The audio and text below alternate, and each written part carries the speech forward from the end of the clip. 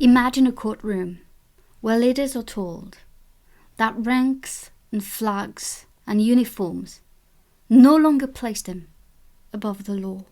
Imagine a bench of judges from 4 different countries establishing a record of truth with captured documents, films, and eyewitness testimony. No one had seen anything like it. This was Nuremberg. There is this new movie now that wants to tell you the story of Nuremberg. But do you know anything about Nuremberg?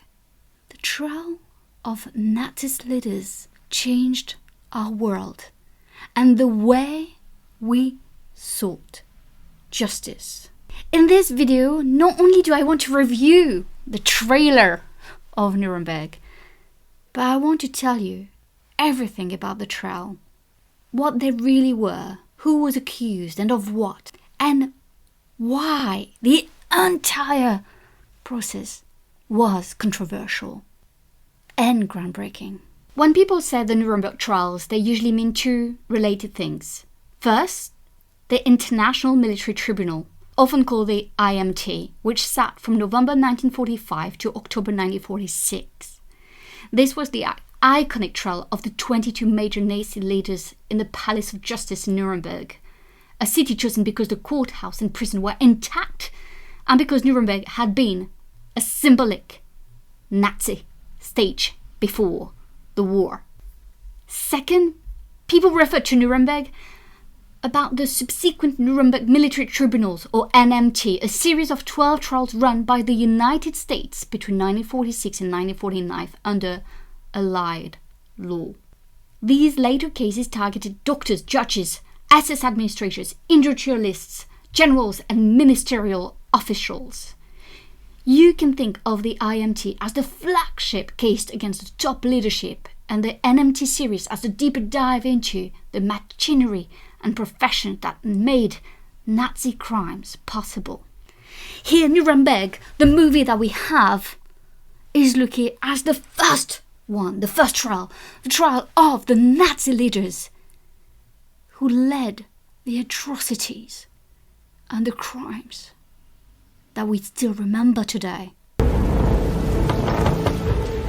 Justice Jackson? They captured Hermann Göring alive. They captured Göring alive. Now, who was Göring? Here we have Rosenkrantz playing one of the worst men that has ever lived on this planet.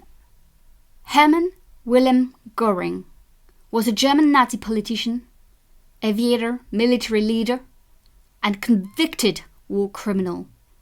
He was one of the most powerful figures in the Nazi party. He was under Hitler, but he really believed in Adolf Hitler. Göring had been a decorated World War I fighter pilot and a national hero.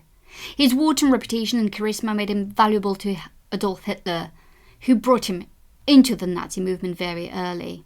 He joined the Nazi party in 1922. What are they going to do with him? What are they going to do with him? Well, that was a big question, because at the time there had been a war and Hitler had died and, the Allies had now been victorious. But what do you do with the other Nazi leaders or with anyone who had committed atrocities and crimes during World War II? You are standing inside a secret military prison. It houses what's left of the Nazi high command. Hey! Never do that in my prison again. The governments of Russia, France, Great Britain, and our United States will put these men on trial for their lives.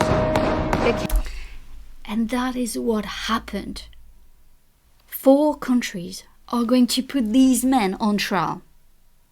France, United Kingdom, United States of America, and Russia. This is kind of insane when you think about it and what is going to happen to them. This was completely unheard of. This movie really refers to the first part of the Nuremberg Trials, as I explained. It was the International Military Tribunal, IMT.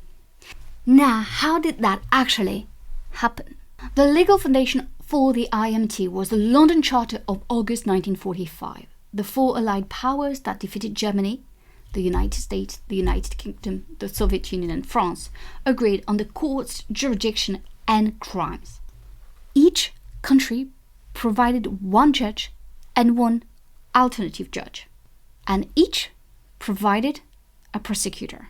The US team was led by Supreme Court Justice Robert H. Jackson. The British chief prosecutor was Hartley Shawcross. France was represented first by François de Menton and then Auguste Champetier de Ribes. The Soviet Union's chief prosecutor was Roman Rudenko. This group of men had to go into the crimes that Germany had committed during World War II. Crimes against peace, meaning planning and waging aggressive war. War crimes, the violations of the laws and customs of war, such as murder and mistreatment of prisoners and civilians. Crimes against humanity, which covered murder, extermination, enslavement, deportation and persecution of civilian populations on political, racial or religious grounds. At the time, these different categories were highly controversial. It was not the first time there had been a war. It was not the first time that people had committed crimes during a war. Even crimes against humanity. Critics argued that crimes against peace in particular felt retrospective.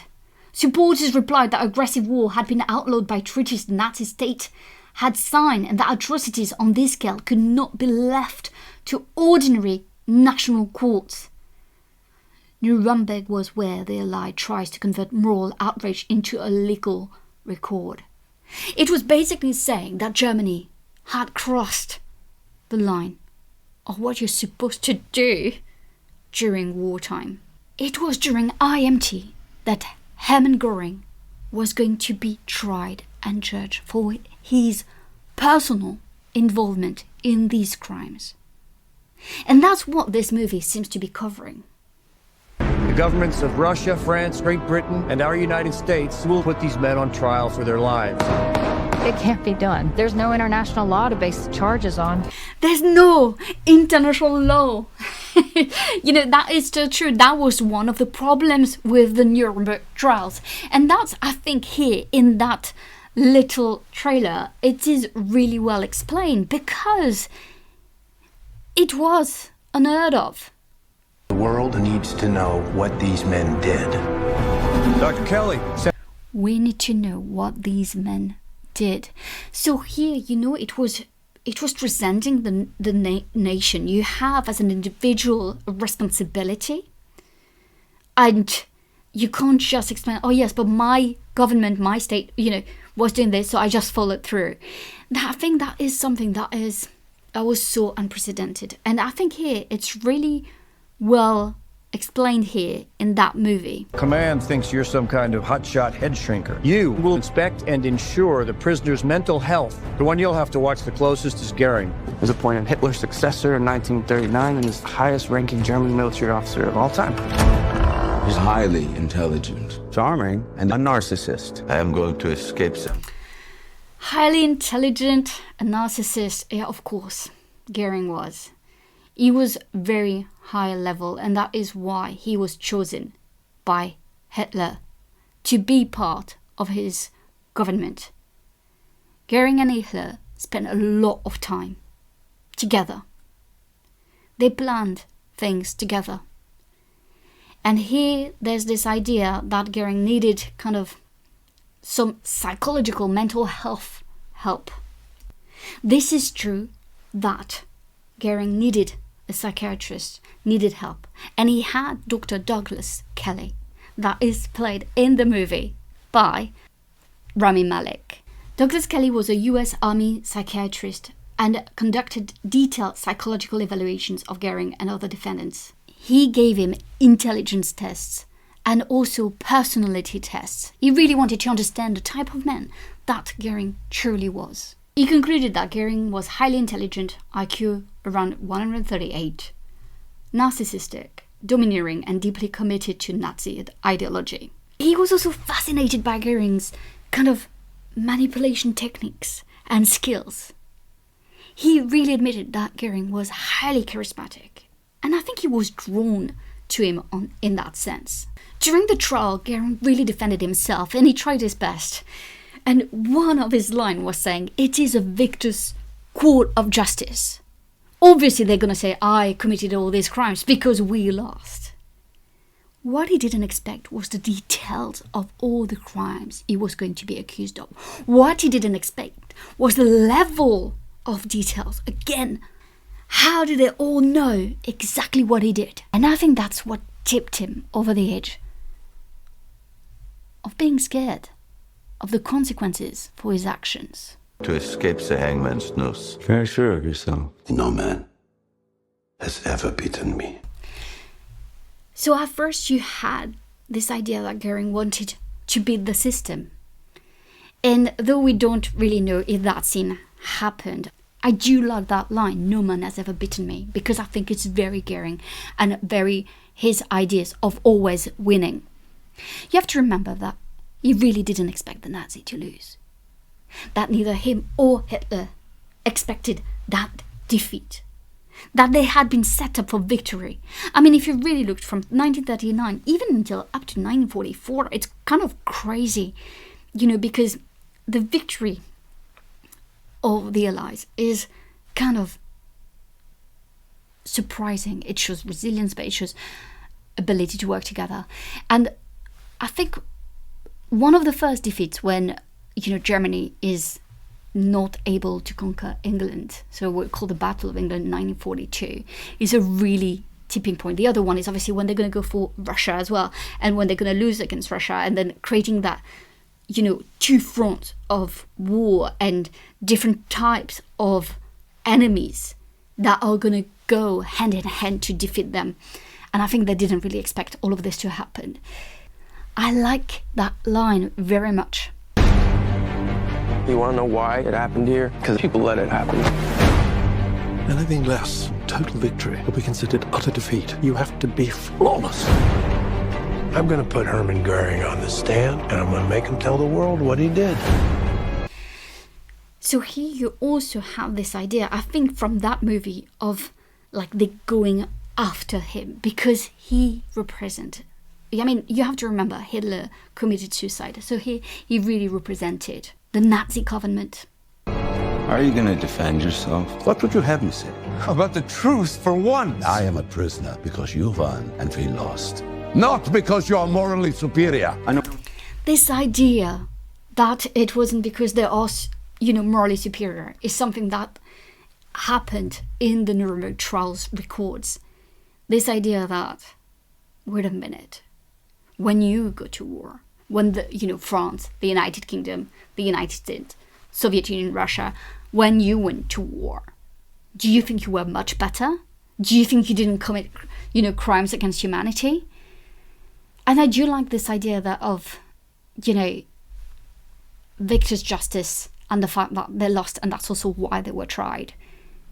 He's right when he said it. But doesn't it mean that he shouldn't be tried? That he shouldn't face the consequences of his actions? I know more about this man than anyone else on the planet. You're walking into a trap. So here they're trying to make you think that it was not a foregone conclusion. I think that's how you go with this movie. In terms of records, and if you really look into it, I mean, the evidence against Goering was very, very strong, and I do not see how you can really play the card that it was not, a foregone conclusion. In the end, Goering was charged for conspiracy, crimes against peace, war crimes, and crimes against humanity, and he was sentenced to death. He committed suicide the night before his scheduled execution on 15 October 1946. In all, these Nuremberg trials proved that even during wartime, all individual actions have consequences. And I think here the message is so powerful, and that's why I'm really welcoming this, I think, incredible movie. Thank you so much for watching, and let me know in the comments about what you know about the Nuremberg Trials. Bye!